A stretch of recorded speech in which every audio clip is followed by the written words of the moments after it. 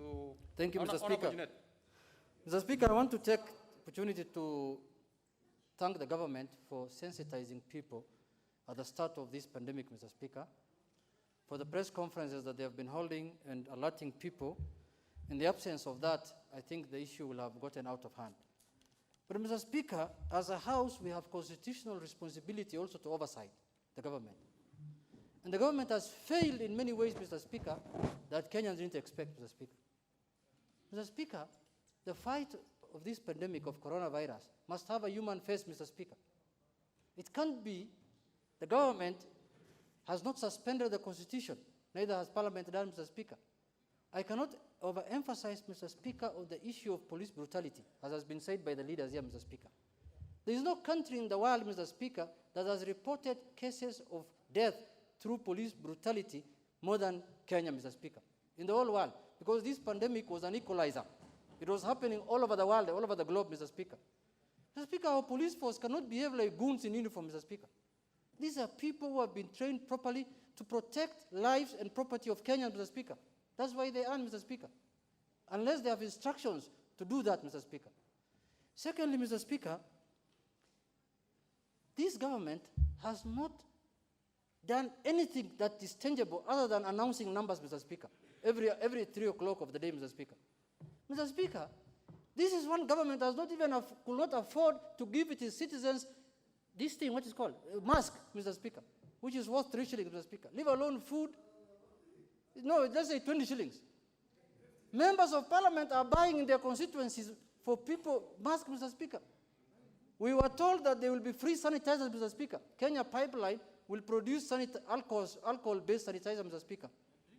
Corona is almost ending. I think they have washed it with their hands. Now they are washing it with their legs, Mr. Speaker. Because we have not seen any free sanitizer in our constituency, Mr. Speaker. Mr. Speaker, it cannot be business as usual, and we keep quiet. We have the mandate constitutionally to represent the people. We have sovereign power, Mr. Speaker. Mr. Speaker, this is a government that is unable to feed its people, that cannot give free masks to its people, that cannot give free sanitizer to its people. What else can they do? Mr. Speaker, we are not going to allow this government to contact trace people who have coronavirus in their homes, force them into quarantine, and expect them to pay for the upkeep, Mr. Speaker. The government must pay for the upkeep of people in quarantine that they have traced through their contact, Mr. Speaker. Mr. Speaker, if somebody has broken the law, you can quarantine him. No, I have not finished. I know you're not happy with what I'm saying today. Mr. Speaker, if somebody has been traced with quarantine, Mr. Speaker, and is quarantined, the government must pay that bill, Mr. Speaker. They have the money. Mr. Speaker, this money that is for the war on coronavirus, Mr. Speaker, the government must account for it shilling by shilling, Mr. Speaker, penny by penny.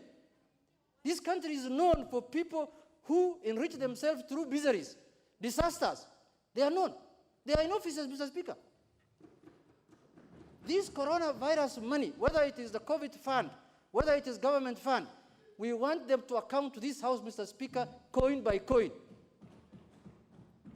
Look, people are discussing shamelessly 3 or 4 million shillings and mandasi, Mr. Speaker, when our people are dying of corona.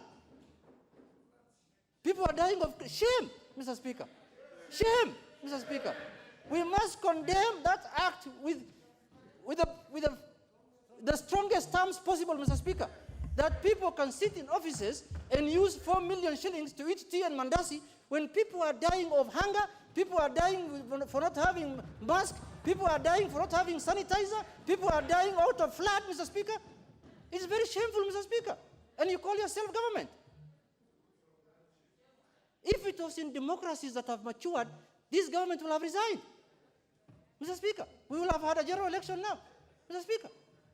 Because if you cannot defend your people from floods, you cannot defend your people by buying them masks, Mr. Speaker, you're not worth even the name to be called government, Mr. Speaker.